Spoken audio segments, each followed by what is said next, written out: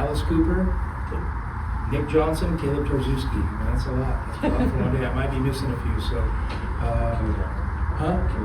Kenny Lofton. Yeah, no, I did see him up there. I didn't know he was going to be here. He's a great dude. Gritty win by our guys. We knew it was going to be tough.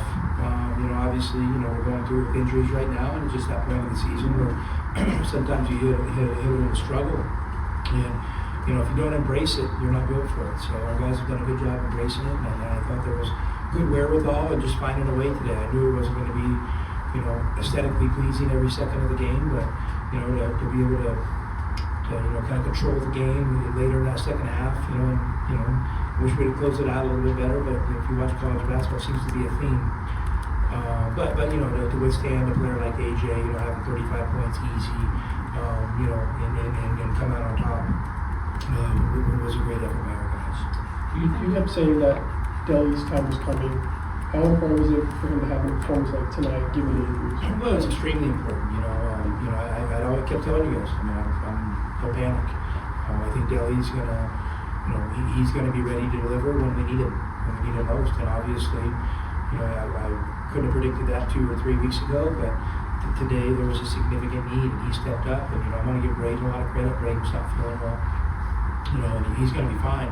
But he really battled, through that game, and it's been a tough couple of days for him. So, to have that kind of competitive character to, come out and play for your team when you're not feeling great says a lot about Braden as a competitor and a person. Delhi said something like, I think, same approach tonight. But I was wondering, do you feel like in the back of his mind, or maybe a guy like Yvonne adds a little sense of urgency when they know what's going on, that you guys need more from them? Well, for sure. I mean, they want to win, and they're competitors, and they're good players. And when you play with a lot of good players, you have to leave space for everybody to be good. And sometimes now when there's fewer players, there's more space and more opportunities. And I think those guys just stepped into those roles naturally. And our guys really trust those guys.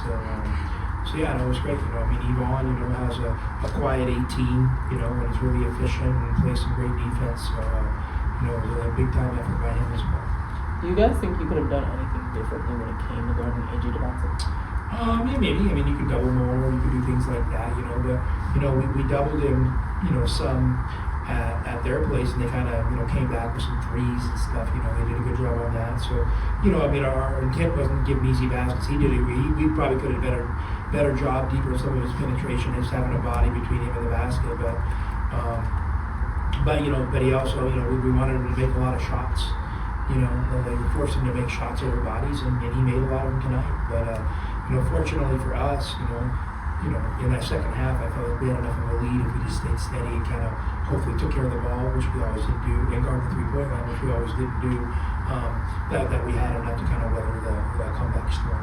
Seamless performance, considering that he played 15 minutes and did 12 plays. It was awesome. You guys, I told you a while ago, I really challenged CD, to be ready in 4 weeks to help the team, and it probably went a little longer than 4 weeks. But he got an opportunity because an opportunity, arose, and it was great. It was great. CD did a great job, and our guys, they practice with him every day, and they know how he can impact the game around the rim and how he can catch lobs and such. So yeah, I was really happy for CD. I thought, that was really kind of a shot in the arm for the crowd and for our team. Was it such that if and when you got to full strength that he could be more of a factor? Have you been hanging out with Bruce? We'll see. We'll see. I mean, listen, CD not getting the playing time maybe that he wishes he got, or people you guys want to speculate he should be getting. It's not an indictment on him as a player. Those other three guys were really good, and I wanted to make sure those guys were in a groove. But you know what? Where CD gets a ton of credit is when he wasn't getting the minutes, he's kept getting better.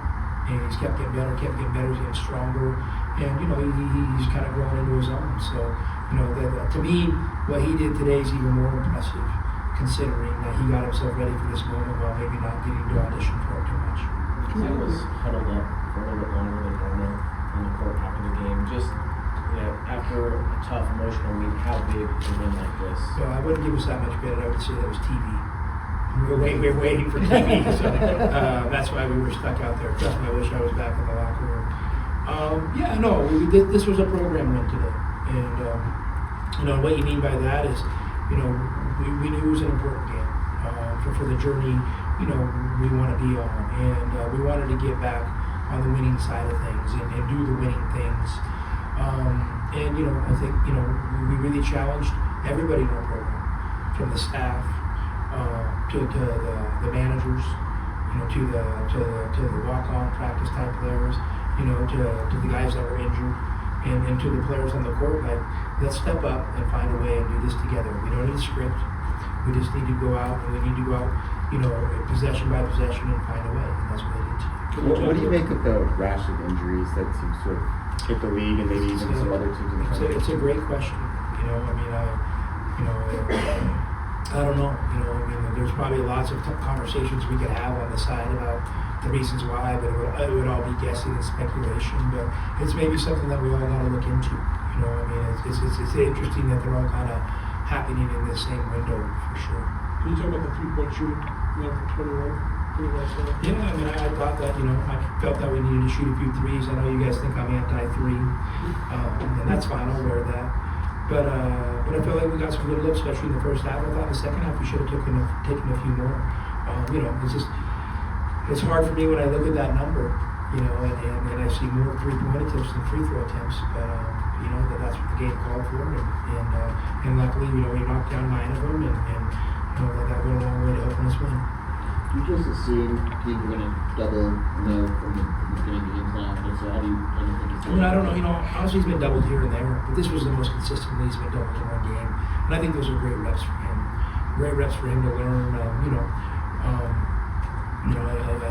coached a really, really big guy back in the day by the name of Sabonis, and his dad happened to be a good player with the same last name.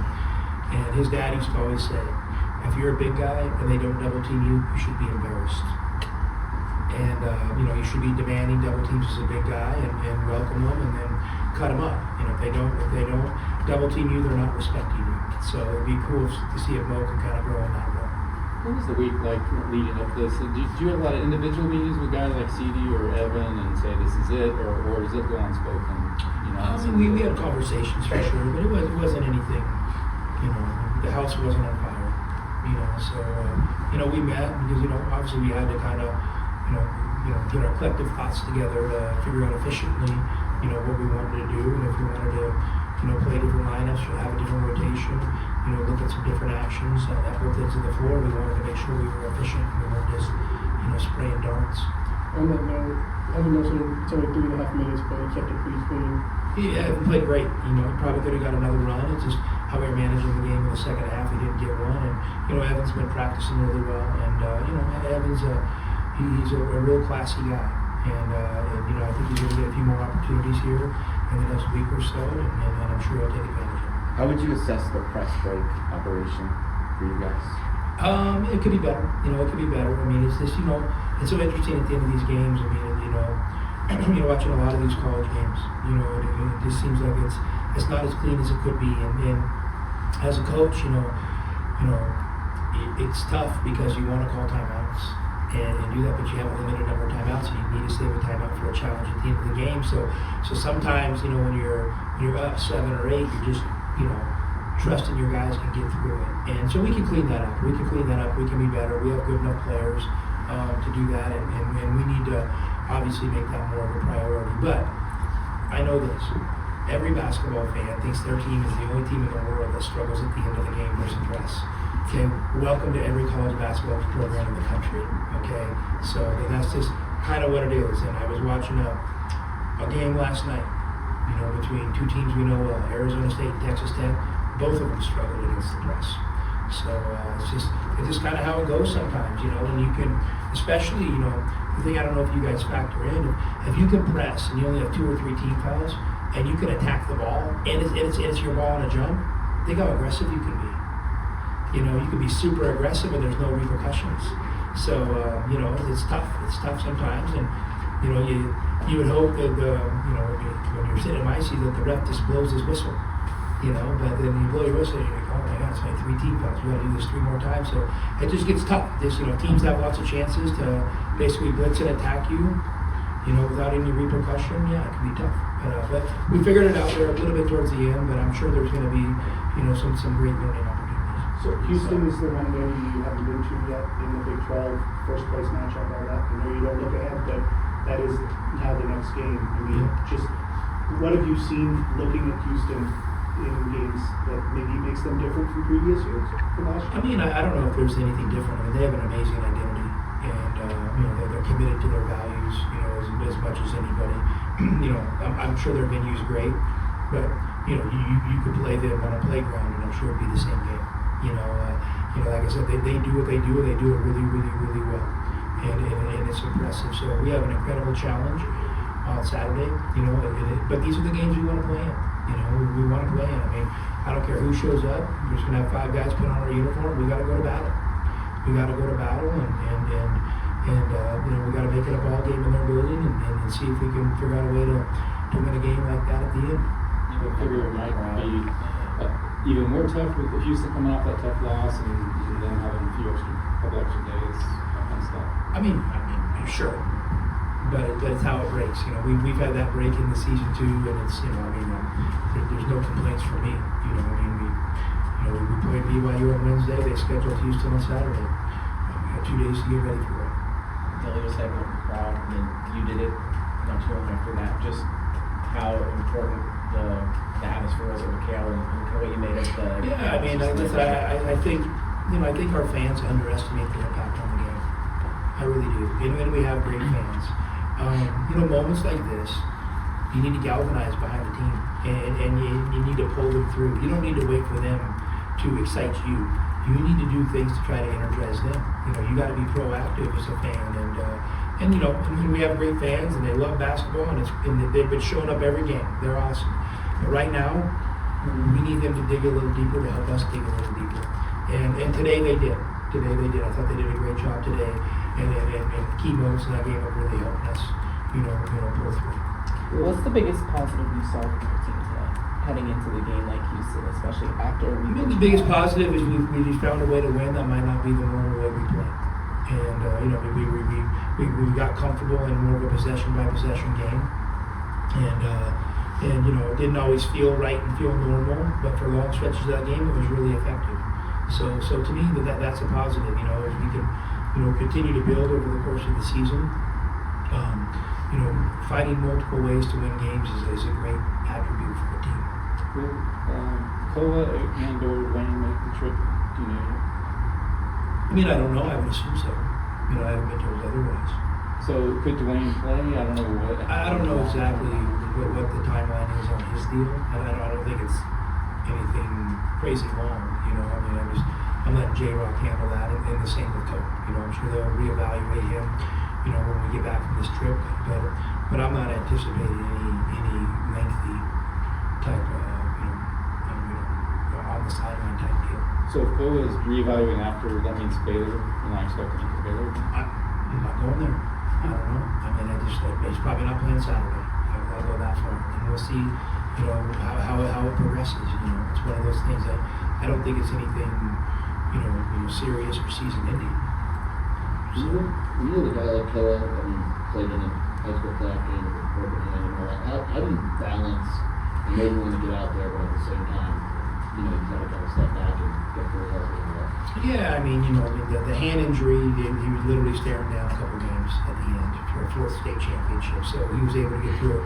There's a little longer runway, so we just have to manage it with care and make sure, you know, we have big dreams too. You know, big dreams when we get to the postseason, and he's a big part of it. So we just want to do everything that we can in our power to make sure that you know, he's at 100%. Whenever you guys have TV interviews after the game, it seems like the whole team gathers around. Have you noticed that, and what do you make of that? I mean, usually I'm in the locker room relaxing, decompressing, but I was out there this time. Well, it's a connected group, and I think, you know, it's trending because I think Oklahoma City started that, and you know, so these kids all see it and they kind of follow it. But I think it's also a great sign of cohesion and togetherness and supporting each other. You know, we're all in this together, and I love it. I love it when you're doing that rather than singling out one person. One thing about Houston, do you see Kelvin said something about rapport, like in this day and age of rev share and all that stuff? Like, what did you make of that? Didn't make anything of it. I mean, Kelvin can say whatever he wants to say. I don't look at their financials. Well, he's basically saying he's gonna have trouble recruiting high-level players. I don't know if you feel like it could come to that for some of these You know what, programs. Kelvin could say that, but that guy is such a good coach. And he can win with anybody. Maybe you, Bruce.